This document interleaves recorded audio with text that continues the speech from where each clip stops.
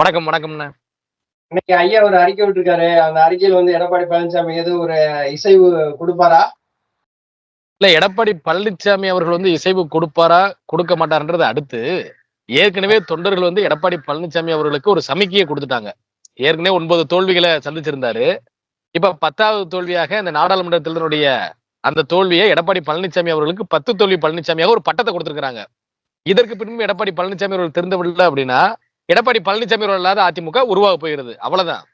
ஆனா ஐயா வந்து ஸ்ட்ராங்கான ஒரு மெசேஜ் சொல்லியிருக்காரு தொண்டர்களுக்கு. அதாவது எப்படின்னா, அனைவரும் வந்து ஒன்றிணையணும் அப்படின்னு சொல்லியிருக்காங்க. எடப்பாடி பழனிசாமிக்கும் ஒரு அறிவுரை வந்து சொல்லியிருக்காரு. "எப்பா நீ வந்து கட்சிய கைப்பற்றுறதுலயே நீ குறியா இருக்காத. முதல்ல கட்சிய வந்து காப்பாற்றுறதுல வேலைய பாருங்க.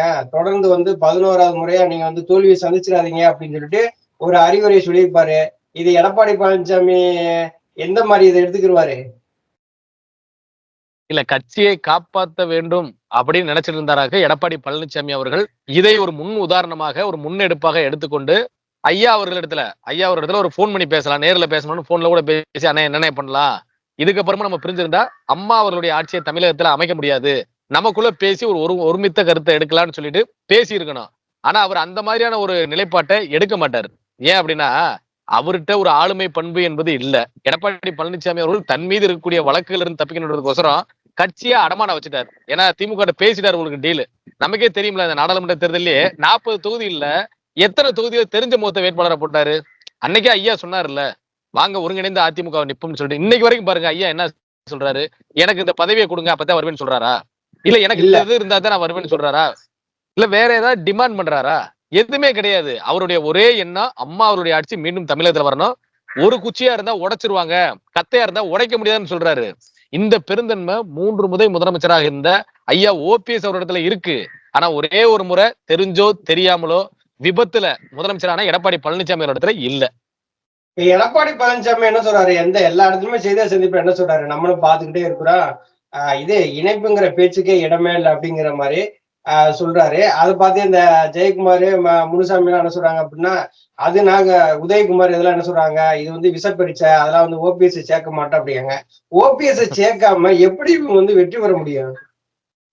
இல்ல ஜெயக்குமார் அவர்களும் சி.வி. சண்முகம் அவர்களும் தான் எடப்பாடி பழனிசாமி அவர்களை எடுப்பார் கைப்பிள்ளையாக வச்சிருக்கிறாங்க. நல்லா பாருங்க, கொங்கு மண்டலத்தை பொறுத்த அளவுக்கு எடப்பாடி பழனிசாமி அவர்களுக்கு என்று ஒரு தனி செல்வாக்கு கிடையாது. ஆனால் இல்ல, இல்ல. அண்ணன் செங்கோட்டையன் அவர்களுக்கோ அண்ணன் எஸ்.பி. வேலுமணி அவர்களுக்கோ எந்த அளவுக்கு மதிப்பு மரியாதை அந்த மக்களிடத்துல இருக்கு நம்ம எல்லாத்துக்குமே தெரியும். 2 தினங்களுக்கு முன்பாக அண்ணன் செங்கோட்டையன் அவர்களுடைய வீட்டு இல்ல திருமண விழாவுல அங்க வந்த மூத்த முக்கிய முன்னாள் நிர்வாகிகள் பூரா வந்து என்ன பேசியிருக்காங்க, ஆனா கட்சி எப்படியாவது ஒருங்கிணையணும், இல்ல அப்படின்னா நம்ம யாருக்குமே எதிர்காலம் இல்லாம போயிடும், உங்களை மாதிரி சீனியர் தான் முன்னெடுப்பு செய்யணும்னு சொல்றாங்க. அதே போல இந்த நாடாளுமன்ற தேர்தல் முடிவுகள் வெளிவந்த ஒரு ஒரு ஓரிரு நாட்கள்ல அண்ணன் எஸ்.பி. வேலுமணி அவர்கள் ஒரு பிரஸ் மீட்ல என்ன சொல்றாரு, ஆமாங்க என்டிஏ கூட்டணி நம்ம எல்லாம் ஒண்ணு சேர்ந்து நின்றுதோம் அப்படின்னா 35 தொகுதிகளுக்கு மேல வந்து உறுதியா ஜெயிச்சிருக்கலாம் அப்படின்னு அண்ணன் சொல்றாரு.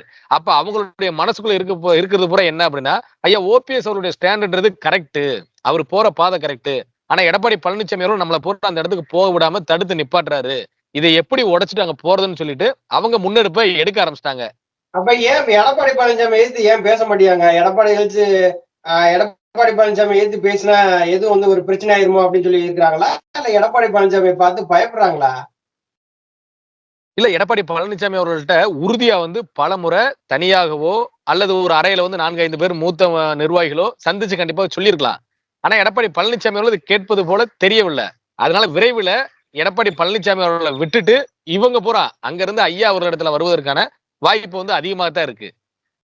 இங்க வேற இது கோவையை சேர்ந்த ஒரு முக்கியமான மாஜி அமைச்சர்கள்லாம் என்ன பண்றாங்கன்னா, இத அதிமுக வந்து எப்படியோ பிஜேபி கூட்டணியில இணைச்சிரும்னு சொல்லிட்டு வேலை செஞ்சுட்டு இருக்காங்க. எடப்பாடி பழனிசாமி என்ன சொல்றாரு?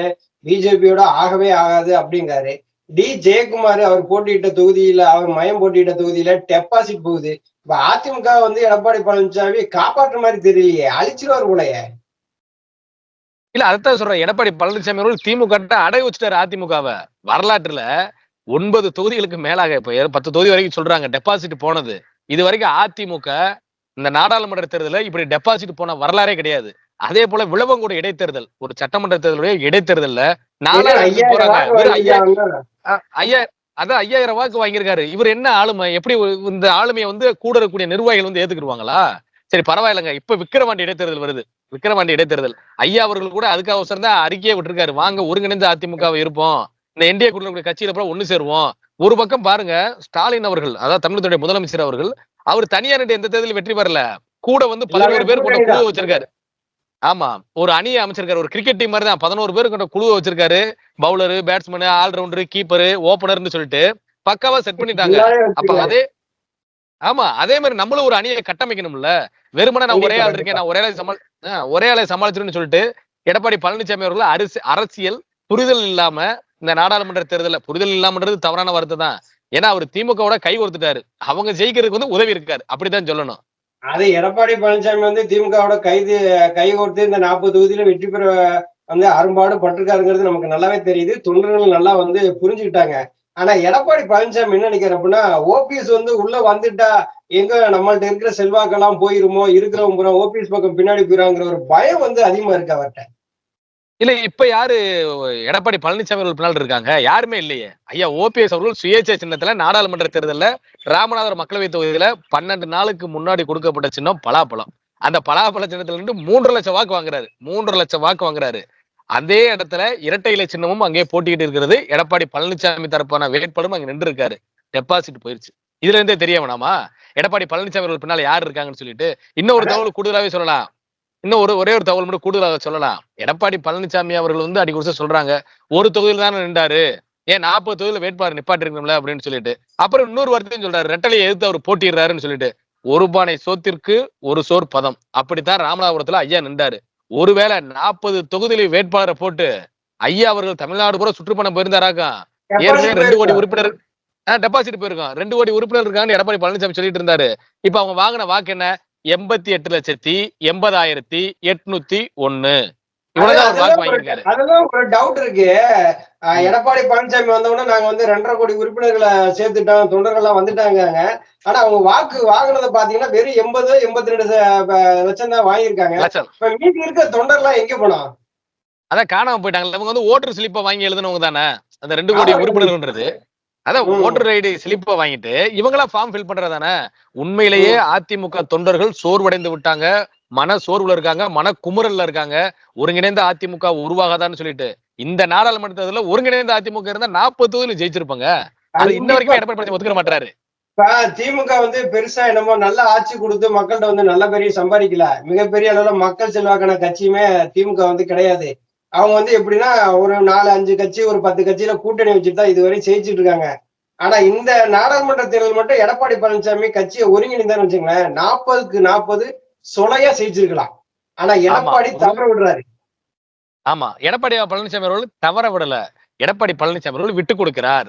அதை அப்படித்தான் நம்ம வந்து எடுத்து கடந்து போகணும். விட்டு கொடுக்கிறார். யாருக்கு விட்டு கொடுக்காரு? யாருக்கு விட்டு கொடுக்காரு? அவர்களுடைய சகோதரர்களுக்கு, அவர்களுடைய நண்பர்களுக்கு, திமுகவிற்கு விட்டு கொடுக்கிறாரு. விட்டு கொடுத்து விட்டு கட்சியை கொஞ்சம் கொஞ்சமாக அழித்துக் கொண்டிருக்கிறார். அதுதான் இப்ப நடந்துட்டு இருக்கு. தொண்டர்களுடைய புரட்சி அதனாலதான் வெடிக்க ஆரம்பிச்சிருச்சு. ஐயா ஓபிஎஸ் எழுச்சி என்றும் ஆரம்பித்து விட்டது. தொண்டர்களுடைய எழுச்சி வந்து நமக்கு நல்லா தெரியுது. எல்லாருமே வந்து கட்சியை ஒண்ணு சேருங்க அப்படிங்கிறாங்க.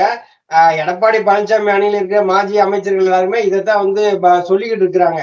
ஆனா எல்லாருமே வந்து இணைப்பு இணைப்பு இணைப்புன்னு சொல்லிட்டு இருக்காங்க தவிர அதை முன்னெடுக்கிறதுக்கான வாய்ப்புகள் இல்லை. ஐயா ஓபிஎஸ் வந்து 2 தடவை வந்து அறிக்கை விட்டாங்க. அறிக்கையில என்ன சொன்னாங்க, 40 தொகுதியிலும் தோத்து போயிட்டாங்கிறதுக்காக தொண்டர்கள் மேல நீங்க பழிய போட்டு அந்த பாவச் செயலை நீங்க செய்யாதீங்க அப்படின்ட்டாங்க. இப்ப வந்து அறிக்கையிலுமே பாத்தீங்கன்னா கட்சியை வந்து கைப்பற்றல் மட்டும் குறியா இருக்காதீங்க, அம்மாவுடைய ஆட்சியை வந்து 2027 அமைக்கிறதா இருந்தா இந்த விக்கிரவாண்டி தேர்தல்ல நம்ம வந்து ஒரு ஒருங்கிணைந்த அதிமுகவா உருவாக்கி நம்ம வந்து மிகப்பெரிய அளவுல வெற்றியை பெறலாம் அப்படின்ட்டு எடப்பாடி பழனிசாமிக்கு எதுக்குமே வந்து அசைஞ்சு கொடுக்காம இருந்தா அப்ப இந்த கட்சியை அழிக்கிறதுக்கு வழிபாக்குறாரா? இல்ல, இப்ப பாருங்க, நீங்க சொன்னதுலயே வந்து அருமையான விஷயம். தொண்டர்களை மேல வந்து எடப்பாடி பழனிசாமி அவர்கள் பழிய போடுறாரு. தொண்டர்கள் மேல, அதாவது தொண்டர்களுக்கு ஓட்டு போடல, நிர்வாகிகளுக்கு சரியா வேலை பார்க்கல அப்படின்னு சொல்லி பழிய போட்டு தான் தப்பிச்சு கொள்றாரு. அவரு தலைவராயிடுறாரு. யாரு? எடப்பாடி பழனிசாமி அவர்கள்.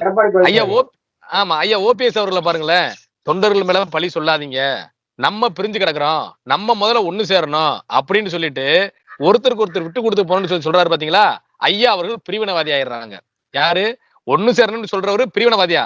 தொண்டர்கள் மேல பழிய போட்டு கட்சியை அதால பாதாளத்தை தள்ளி 10 தோல்வி பழனிசாமியாக மாறிய பின்பும் கூட எடப்பாடி பழனிசாமி அவர்கள் அந்த முன்னெடுப்புக்கே இதுவரைக்கும் வரமாட்டாரு. ஆனா தொண்டர்கள் அதனால தானே சொல்றாங்க, நல்ல பாடத்தை கத்து கொடுத்துட்டாங்கல்ல. ஆனா 2019 அதிமுக ஒத்துமையா இருக்கும்போது அதே விக்கிரவாண்டி இடைத்தேர்தலை வந்து அதிமுக தான் வின் பண்ணுச்சு. ஆனா வெற்றி அதுக்கு பெற்றிருக்கோம். அடுத்து நடந்த சட்டசபை தேர்தல்லாம் வந்து சரியான கூட்டணி வந்து எடப்பாடி பழனிசாமி அமைக்கல. அதனால தோல்வி வந்துச்சு. அப்ப அதே ஆமா. இடத்துல இன்னைக்கு வந்து ஒரு இடைத்தேர்தல் நடக்குது. அதிமுக வந்து ஒண்ணு சேர்ந்து வாங்க எல்லாரும் ஒண்ணு சேருவோம். இந்த வட்டம் நம்ம வந்து வெற்றி பெறணும் இந்த இடைத்தேர்தல. போன வட்டம் மாரி நம்மளும் இந்த வட்டம் வெற்றி பெறணும். அப்படின்னு சொல்லி எந்த ஒரு முன்னெடுப்பும் இல்லாம செய்தியாளர் சந்திப்பு கூட என்ன சொல்றாரு? பேச்சுக்கு இடமே இல்ல. நாங்க வந்து சேர்க்க மாட்டோம் அப்படின்னா, எடப்பாடி பழனிசாமியோட தாத்தா வீட்டு கட்சியான்னு சொல்லி ஐயா கேட்டார்ல, அது மாரிதான் இருக்கு. ஆமா. எடப்பாடி பழனிசாமி ஒரு 40 தொகுதியில தோத்துட்டாரு. பாடம் படிச்சாரா? படிக்கல. ஒரு திமுகவ எடுத்துங்க 40 தொகுதியிலயும் அவங்க கூட்டணி வந்து வெற்றி பெற்றுருச்சு. அப்படி இருக்கக்கூடிய வேளையில கூட விழுப்புரத்துல செஞ்சி மஸ்தான் அவர்கள் அந்த கழகத்தினுடைய மாவட்ட கழக செயலாளர் திமுகவுடைய மாவட்ட நீக்கிட்டாங்க. செயலாளர் நீக்குறாங்க. ஏன் நீக்குறாங்க? தேர்தல்ல சுணக்கம் காமிச்சாருன்னு சொல்லிட்டு. பாஜகவினுடைய மேலிடம் என்ன பண்றாங்க? பாஜகவினுடைய சார்ந்த தலைவர்கள் இடத்துல கூப்பிட்டு கட்சிக்கு கட்டுப்பட்டு விதிகளுக்கு உட்பட்டு நீங்க நடக்கணும்னு சொல்லிட்டு ஒரு கண்டிப்பை கொடுக்குறாங்க.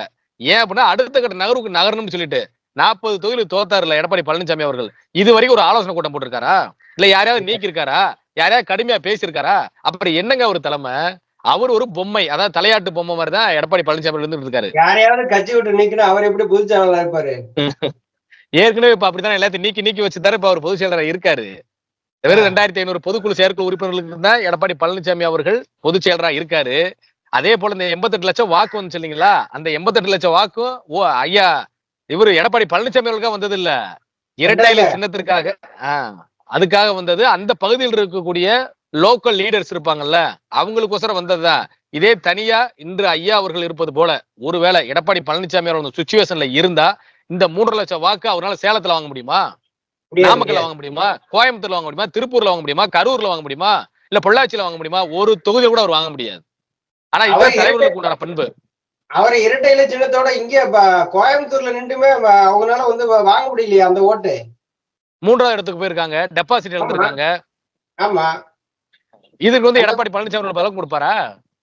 அப்ப எடப்பாடி பழனிசாமி நான் தான் ஆளுமை அப்படிங்கிறாரு. இப்ப எல்லாம் மேக்ஸிமம் பாத்தீங்கன்னா டெபாசிட் போகுது, 4வது இடத்துக்கு தள்ளுறாங்க. விளவங்கோடுல 5000 வாக்கு வாங்குறாரு. இவர் வந்து கட்சியை வளர்க்கிறாரா? இல்ல கட்சியை வந்து அழிச்சிட்டு நம்ம நம்ம ஆட்டம் இருந்துருவோம். நமக்கு பொதுச்செயலாளர்ங்கிற பதவி இருந்தா போதும் அப்படிங்கிற மாதிரி நினைக்கிறாரோ? அதான் எடப்பாடி பழனிசாமி அவர்கள் ஆளுமே இல்ல, கோதுமே இல்லங்க.